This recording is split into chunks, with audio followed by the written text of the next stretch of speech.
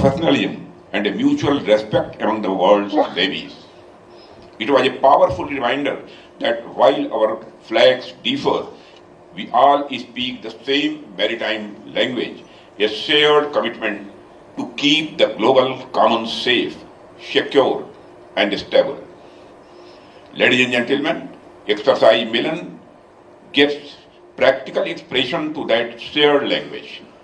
Today we carry forward that cohesive spirit and maritime momentum from ceremony to substance as we transition decisively into the operational aspect of maritime engagement through Milan.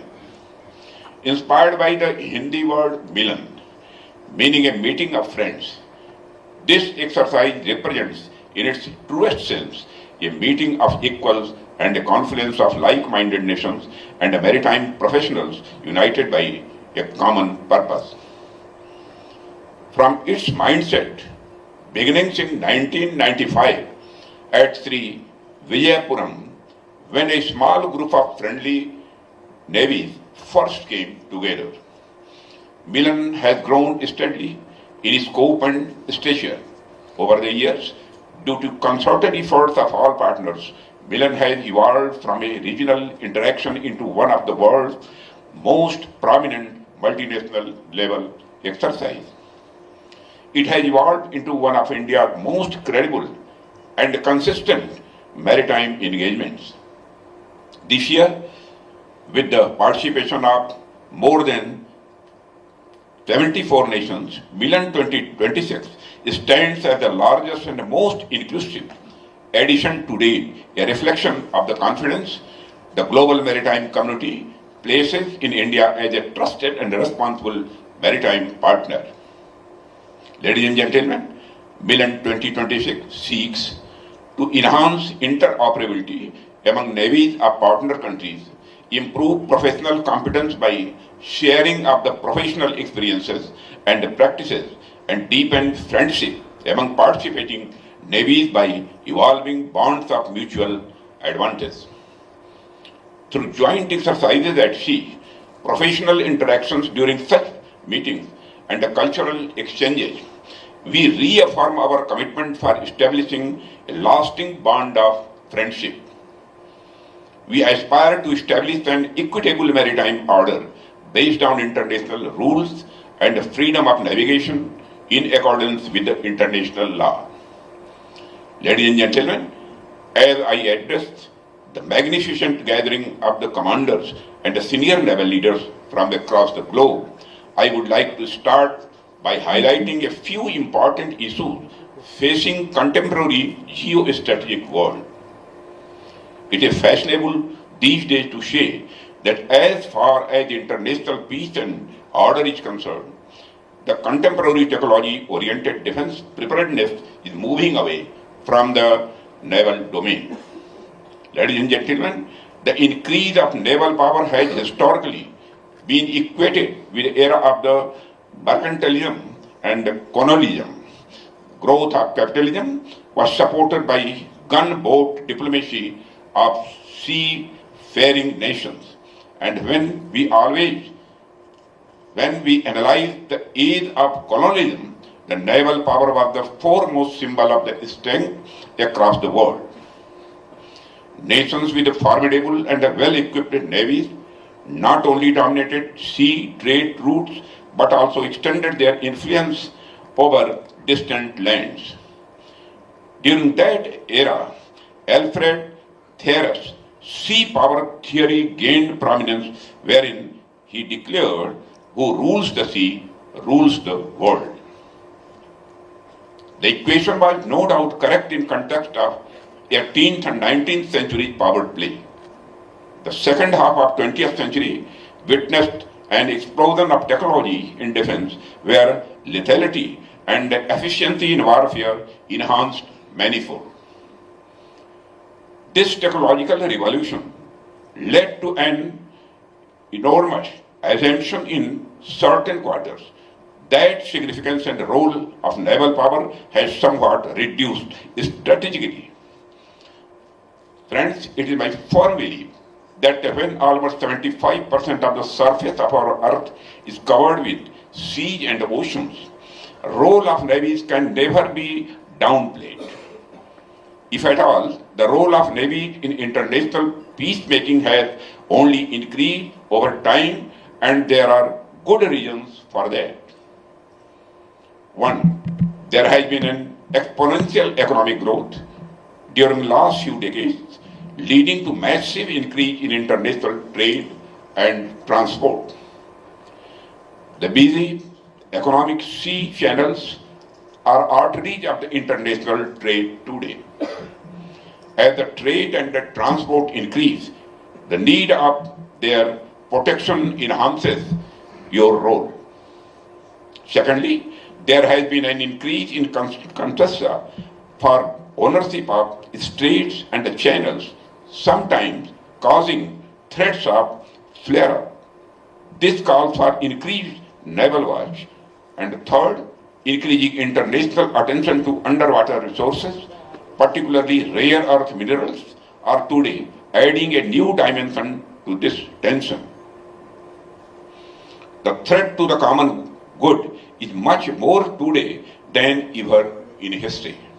Ladies and gentlemen, next is the spread of terrorism across the world. There is a need to guard our waters from the nefarious terrorist activities which are spreading their influence across countries and the regions. Ladies and gentlemen, apart from the above, the challenges we face at sea today are much more complex and interconnected. Traditional threats coexist with emerging ones, and piracy, maritime terrorism, illegal fishing, trafficking, cyber vulnerabilities, and disruption to critical supply chains.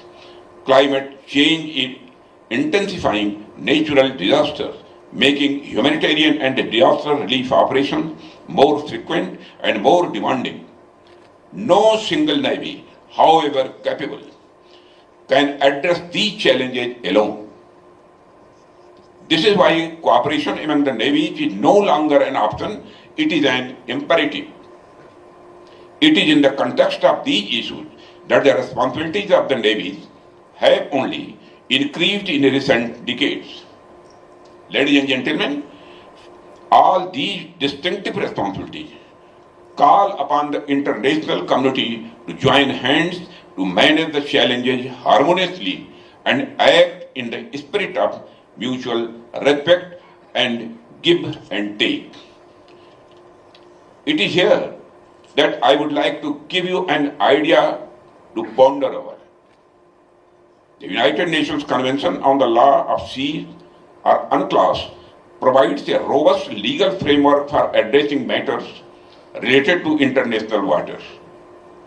UNCLOS provides a comprehensive and a time-tested mechanism for dispute redressal and a peaceful coexistence among the nations.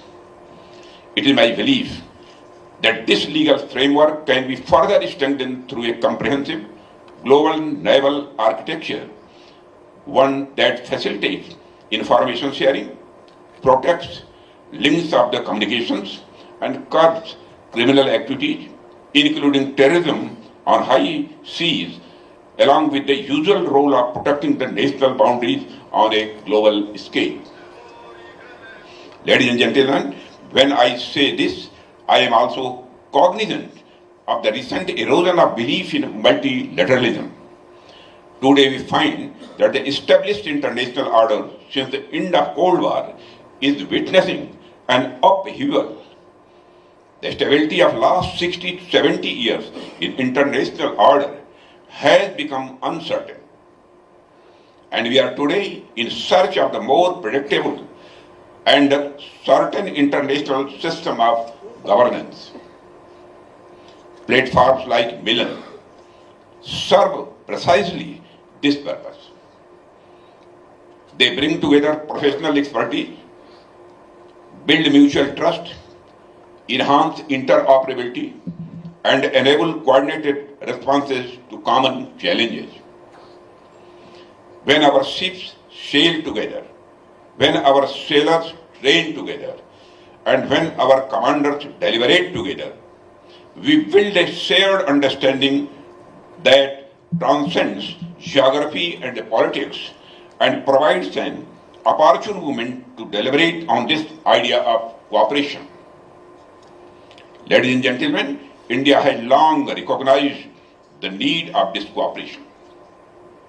Accordingly, our approach to the seas, shaped by vision of Sagar, security and growth for all in the region over the last decade, has evolved into Vision Mahasagar, or mutual and holistic advancement for security and growth across regions.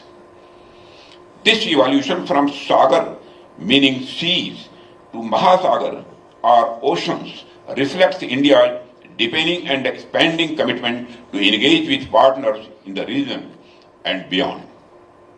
Ladies and gentlemen, India, on its part, has been a willing partner in all efforts to bring the countries together.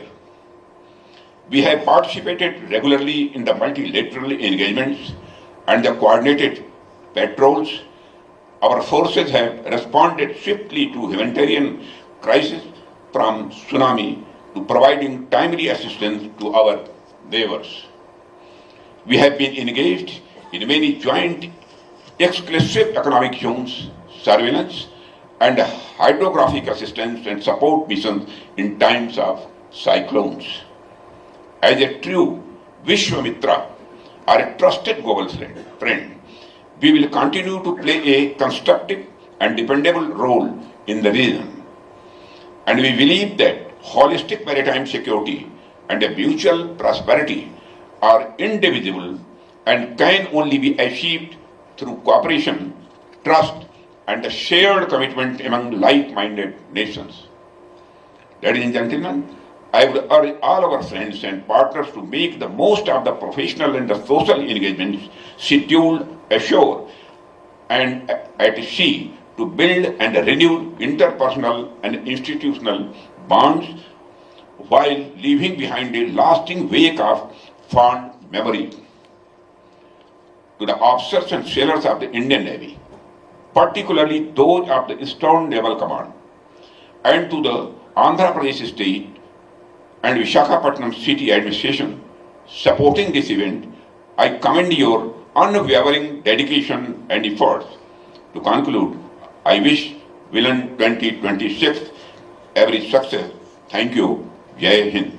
For your enthusiastic participation in this significant maritime event. Ladies and gentlemen, yesterday at the International Fleet Review by the Honorable President of India, we witnessed a clear affirmation of goodwill, professionalism, and a mutual respect among the world's navies. It was a powerful reminder that while our flags differ, we all speak the same maritime language, a shared commitment to keep the global commons safe, secure, and stable. Ladies and gentlemen, exercise Milan gives practical expression to that shared language. Today we carry forward that cohesive spirit and maritime momentum from ceremony to substance as we transition decisively into the operational aspect of maritime engagement through Milan. Inspired by the Hindi word Milan, meaning a meeting of friends, this exercise represents in its truest sense a meeting of equals and a confluence of like-minded nations and maritime professionals united by a common purpose. From its mindset, beginning in 1995 at Sri Vijayapuram, when a small group of friendly navies first came together, Milan has grown steadily in scope and stature. Over the years, due to concerted efforts of all partners, Milan has evolved from a regional interaction into one of the world's most prominent multinational level exercise. It has evolved into one of India's most credible and consistent maritime engagements.